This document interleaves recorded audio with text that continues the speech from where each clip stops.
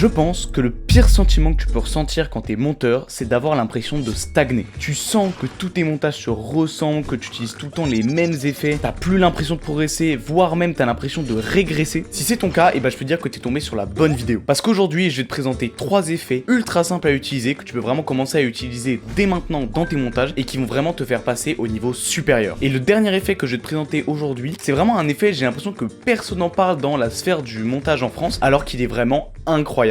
Le premier effet, c'est l'effet transformation. L'effet transformation, c'est un effet de base de Premiere Pro qui est exactement comme l'effet trajectoire, à la seule différence près qui te permet de créer un flou de mouvement. Ok, donc on se retrouve sur Premiere Pro, ce logiciel que j'aime tant. Bon, on va commencer par venir créer, hop, une petite forme qu'on va venir centrer. On va venir créer une animation extrêmement simple avec l'effet de trajectoire, donc on va mettre une première image clé de position et on va mettre notre forme tout à gauche. On va venir mettre une deuxième image clé et là on va mettre notre forme tout à droite. Donc là on a fait notre petite animation qui est très simple et si je viens de mettre au milieu de mon animation, vous pouvez voir que la forme elle est tout le temps nette. Vraiment je peux mettre n'importe où, voilà, elle est tout le temps nette. Maintenant si je viens faire la même animation avec l'effet transformation, donc tu tapes transformation dans ta barre de recherche d'effets, tu viens glisser l'effet sur ton image. On va venir décocher cette case et mettre l'angle d'obturateur à 360. Ensuite, on va venir refaire donc la même animation. Bon, l'animation est toujours autant éclatée, mais si on vient se mettre entre les deux images clés, là, vous pouvez voir que la forme, effectivement, elle est floue, elle est pas complètement nette. Il y a un flou de mouvement qui s'est mis sur l'image. Alors, pourquoi est-ce qu'on veut ce flou de mouvement? Parce que si je viens faire ça, par exemple, devant toi, bon, là, il y a la caméra, donc ça marche pas. Mais si je faisais ça devant tes yeux, tu verrais que mes doigts sont flous. Tu verrais mes doigts flous, tu les verrais pas tout net. Ça, c'est simple, hein, c'est ton œil. En fait, bon, je suis pas scientifique, je devrais pas t'expliquer exactement. Donc, en venant recréer cet effet-là dans tes animations, tu les rends plus réalistes. Et donc du coup tu les rends meilleurs. Bon là tu vas me dire ok il est bien ton effet mais c'est pas de mettre un peu de flou sur une animation qui va faire progresser mes montages de fou. Retire tout de suite ce que tu viens de dire malotru. Et ouais parce que si tu mets un flou de mouvement sur une animation, ok ça va pas beaucoup améliorer ton montage, ça va peut-être l'améliorer de 1%. Sauf que imaginons que tu fais 100 animations ou 100 mouvements rapides dans ta vidéo et tu mets l'animation sur ces 100 mouvements et bah ça fait 1%,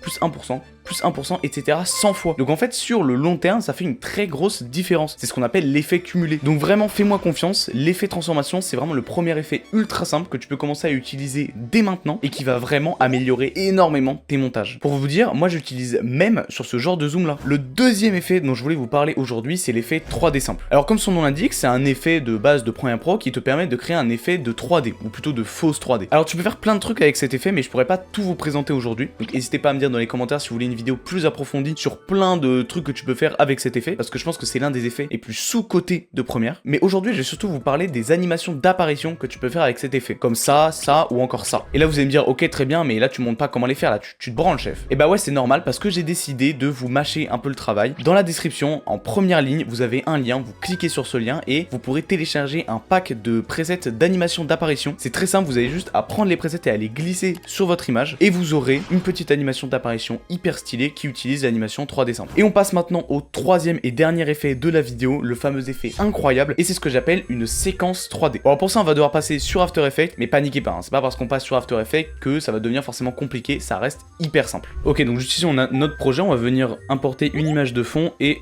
un personnage qui va être juste devant, vous allez comprendre pourquoi. Et on va venir faire clic droit, nouveau caméra. Vous copiez les mêmes paramètres que moi, vous faites OK, et on va venir convertir nos deux calques en calque 3D. Et on va venir activer la double vue, et ici on va se mettre une vue de haut. Donc vous avez juste à cliquer sur ta deuxième caméra et à venir modifier ici, tu mets haut. Notre fond, vu que c'est un fond, c'est logique qu'il soit plus loin. Là en fait c'est notre caméra. C'est logique que notre fond soit plus loin de la caméra que notre personnage principal. Donc, du coup on va venir le mettre plus loin et du coup pour compenser on va venir augmenter son échelle. Et maintenant en fait là si je bouge la caméra tu vas très vite comprendre l'intérêt d'une composition 3D, c'est que là si je tourne tu vois que mon personnage va beaucoup moins bouger parce qu'en fait il est tout devant la caméra. Or mon fond comme il est plus loin et il va beaucoup plus bouger. Donc par exemple si au début je me mets un point de clé position comme ça et que je me mets zoomé comme ça, donc du coup on va venir compenser comme ça et que à la fin ici je mets une deuxième image clé où je viens dézoomer plus ou moins comme j'étais avant, donc environ 2600, et où je viens me mettre hop de l'autre côté comme ça.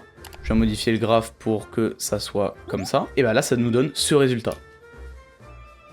Et ça c'est sûrement un effet que t'as vu dans plein de vidéos, qui est utilisé de plus en plus, et qui est vraiment genre incroyable, et qui est vraiment hyper simple à faire, ça te permet vraiment de donner de la profondeur à tes montages. Et donc voilà, maintenant vous avez 3 effets ultra simples que vous pouvez commencer à utiliser dès maintenant, et qui vont vraiment améliorer de fou vos montages. J'espère que cette vidéo t'a plu, abonne-toi, like et donne-moi 50 balles.